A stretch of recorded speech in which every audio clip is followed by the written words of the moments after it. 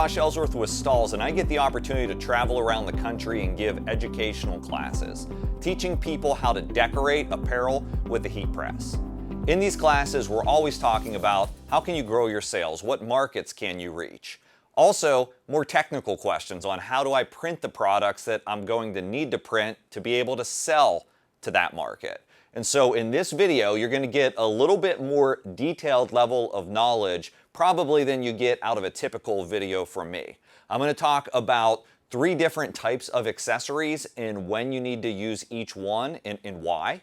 And then I'm also going to talk about the latest in heat transfer technology out there that's going to allow you to decorate a variety of products and really lean on one product to be able to do more. Okay, so with that in mind, let's get started. We're going to be decorating for a construction company today. I think the industrial market, industrial trades, it's one of the fastest growing markets that are out there in the US, and this is a market you should be looking at in your business, something you can grow with. One of our fastest growing products to be able to decorate with transfers is called UltraColor MAX. It's a direct-to-film transfer. This is the latest technology that's out on the market. And so let's start by taking a look at our transfer sheet. And so if you're not familiar with Stahls and Stahls Transfer Express, one of the big things that we do for heat-applied decorators is we manufacture transfers. So literally, as a decorator, you upload your client's logo, we create the transfer just like this, and you receive it on a sheet ready to be trimmed apart, already built in with the heat-activated adhesive that's extremely durable, ready to heat press down to your item. And so this was a logo or a set of logos that we've uploaded to stahls.com or transferexpress.com. We received this sheet. I love this because this UltraColor MAX direct-to-film transfer, if you order it by noon, it's going to ship the very next business day. So it's quick as well. It's something you can grow with, and all you really need to have is a heat press, okay? And so you get the transfers in, and we're going to trim those apart here in just a moment. But let's talk about the products that we want to decorate with the transfers. First, we're going to do this pocket tee from Carhartt, right? And so this is a big, heavyweight garment that says industrial. The Carhartt brand is a premium brand that's out there. You can decorate premium brands with just a heat press, and it's no problem at all. Now, we're actually going to do a back print location on this, and we're going to do a left chest print location right above that pocket. And so when you're working with heat-applied decoration, one of the biggest things is having accurate time, accurate temperature, and accurate pressure. This pocket is going to present a challenge to having accurate pressure because I want to print directly above it because it has the little sewn-in Carhartt label. So the normal pocket location isn't available. I'm going to go right above the pocket. I'm going to teach you what accessory you need for that. We're also going to decorate this cornerstone safety vest. Okay, so this safety vest has reflective striping. I want to be careful not to damage the reflective striping when I load it onto the heat press. So I'm going to show you an accessory that allows you to have the stripes hang off of the edge. And then we're also going to decorate directly onto the pocket on this. And the reflective striping runs behind the pocket. And so I'm going to need yet another accessory. Okay, so let's talk about the accessories for a moment that we're going to be using. So we have 3 different things. We have a platen. A platen is the actual piece that's loaded onto the heat press. When you're dealing with a Stahls press, we have a full cantilever design, right? So it allows me to split my item open and do what we call thread it onto the press. By changing this platen to a different size platen, I'm able to thread smaller items to hit smaller print locations. So you want to have a wide variety of platens if you're just starting in heat transfer. Get a Hotronix heat press, get that cantilever design, have the interchangeable platens. It's going to allow you to print more items and more items accurately. Next is a print perfect pad. So this isn't too much different than a platen in that it's the same exact material, the same density that's on the lower platen when you get your heat press. The only difference is it comes loose. By coming loose, it gives me the ability to do some different things, to be able to slide it into an item. We're going to use this today and slide it into the pocket of the reflective vest, and that's going to create something in between the top layer of the pocket that I want to print, and it's a mesh vest, right? And so it's going to make sure that I just don't load it and the pocket sticks together and becomes not functional because the adhesive went through. So we'll slide this in and we'll print it here in just a moment. The last accessory I want to talk to you about is a heat press pillow. Now, a heat press pillow is a little bit more squishy, to use a simple word, than the Print Perfect pad, which has a firmer density.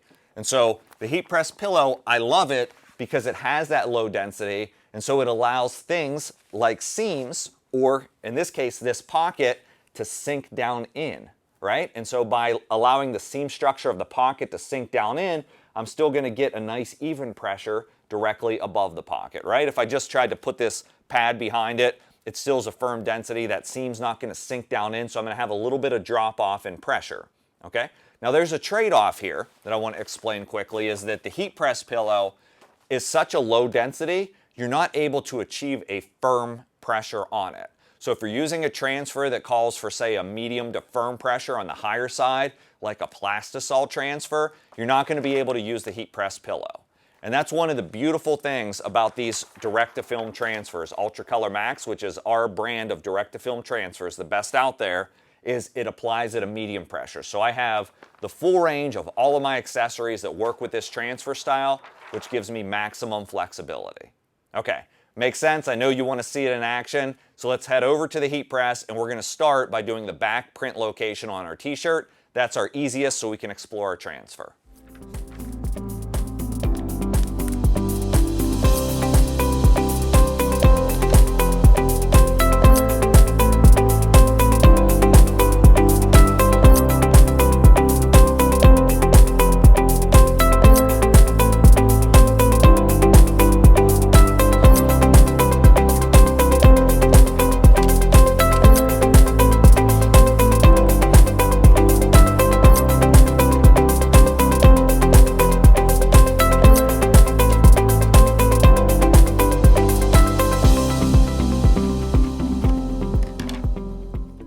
First step is we're going to split the shirt open and thread it onto the lower platen. By being able to split and thread the shirt, all the seam from the pocket hangs below. I'm going to make sure the collar seam is directly off of the front edge. Gives me a nice, even, flat printing surface. Now this is a heavyweight t-shirt, holds a lot of moisture. We always recommend a preheat. I'm going to preheat this one just a little bit longer than usual, just to make sure that moisture is releasing from the shirt. Gives me a nice base to be able to print on, so my adhesive will apply correctly. I'll take my UltraColor MAX transfer, and remember, we're positioning it upside down because we've threaded the shirt. I will position that into place, making sure it's straight. Lock the Hotronix Fusion down, 290 degrees, 15 seconds. One of my favorite parts about UltraColor MAX is the hot peel. So as soon as the press is open, I don't need to wait any time. I just grab the corner and I remove it to reveal my completed graphic. No extra application required. That side is done. Now, let's talk about how to print the other side of the shirt. Now, if this weren't a pocket shirt, I can just spin the shirt on the press, get right to the printing location, place my design, and go. But again, because of the excess structure here, I'm going to want to use the accessory, the heat press pillow, to allow this pocket to sink down in to be able to hit this print location. Let's get the pillow onto the press first. When I'm operating on the Fusion press, it's nice because I can just lay it on there and the back post kind of catches the pillow when I slide my shirt on to prevent it from moving around too much. I'm just going to split and slide on to get to that pocket location.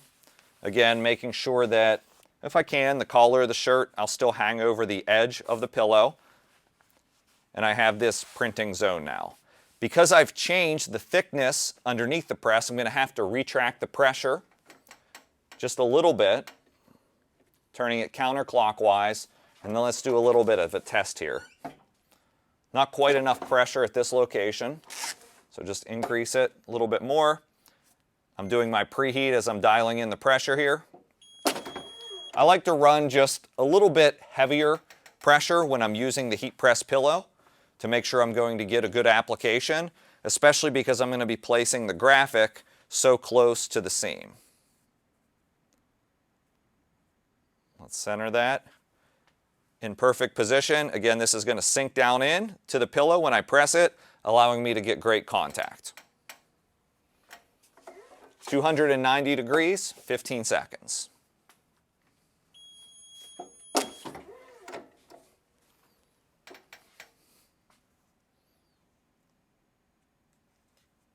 If you get any lifting at all, don't worry, you can just stop, position it back down, okay? And so I probably didn't have enough pressure to get through this thick seam.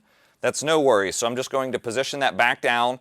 You see how I just took it easy to make sure I wasn't getting any lifting, and because I was, I'm going to make sure it clears that location. I'm going to give it another half turn, so 2 quarter turns on the pressure adjustment. Let's go ahead and make sure I have my 15 seconds, and let's lock it back down for another full dwell. Now, because this garment hasn't been laundered, should be good. Peel and go. And so I'll still get a nice high durability out of this print. So anytime you have an issue, just stop, reapply. There's no harm in heat applying it twice at all, especially since the original carrier was on. It doesn't even change the finish of the print. All right, let's move to the next item. For the next item, when we go to load it, for the safety vest, normally we would split and load it like this, but again, we have the reflective striping up here that's tough to get rid of. So a couple ways. The pillow doesn't really work because heat would still be making contact with the stripe. I've seen people where they'll lay something over the stripe. I think the most effective method is to get the appropriate size base platen.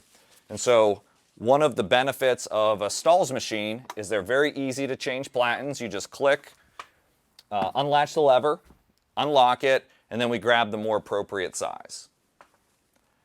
And so in this case, we're going to be using the 11 by 15 inch.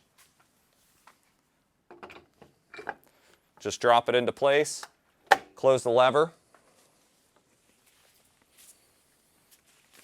And now let's try to split and load it. And as you can see, we get all of the striping hanging off the edge. I'm just making sure it's aligned straight. And now let's go ahead and see if there were any changes to our pressure. Every time you change the platen or a pillow or change something about the base surface, you need to just do another test on the pressure to make sure it's in good shape. Let's preheat that garment.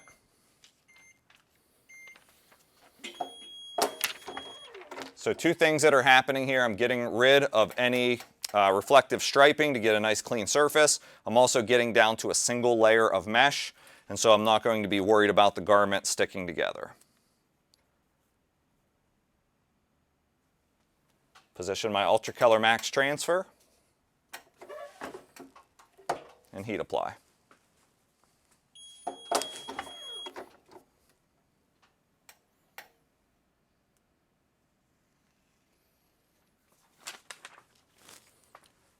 We'll move over and get to the front print location. Again, the pocket. In this case, we will use the Print Perfect pad to be able to raise that area up above any of the excess, because there's no way I'd be able to split and thread that onto the press. It's just too small and tight of an area. And so what I'm going to do is grab a Print Perfect pad, and these come in different sizes. You find this takes a little bit of time just to get it into the pocket. It's a perfect fit in this case. If you were doing a lot of these, I'd probably trim my pad down just slightly. You can just use scissors to trim it down to make it a little bit easier to insert. But in this case, we're only going to do the one, and so we'll do that. And then again, I'm going to take the effort to get it down to a single layer on the platen just to eliminate any other areas of potential risk. And I'm definitely adding thickness here. So when I do the preheat, I'm going to have to lessen the pressure to raise the top platen because of the extra thickness. And because I'm coming down on a very much so a smaller surface, you're getting a lot more pressure than you think you are on the application. So there's really no need to over apply the pressure here. So I'm looking for accurate pressure, not more pressure. Let's preheat.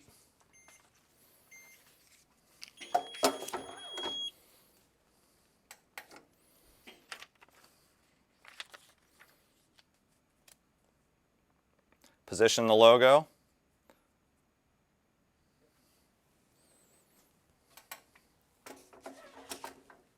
And apply.